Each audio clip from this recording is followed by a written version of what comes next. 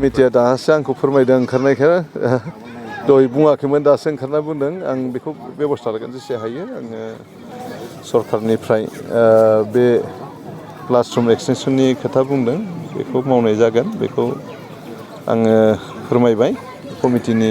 माने दैदेनगिरि बिथांमोननिसिम थ' आरो दिनै बेहाय खैराझार गुदि फरायसालिनि 75थि बोसोरारि बेवहाय फालिनाय जादों साननैनि हाबाफारि लानानै बे स्कुलनि फरायसा फरायसालिफ्रा मोजां रोखोमै माने बेवहाय पार्टिसिपेट खालामदों आरो बेहाय बे स्कुला जोबोद पुराना आरो बे गुदि फरायसालियाव फरायनानैनो सासे सामिन्द्र नार्जारि होननाय इन्जिनियारबो जाहैनो हादोंमोन बिथाङा रिटायारबो लाबाय आजिरा मोनलायबावबाय माने PHC डिपार्टमेन्टनि बिथाङा सुपारिनटेन्डेन्ट जानानै रिटायार लादों आरो दा बे हिसाबै बे स्कुलनिफ्राय आरो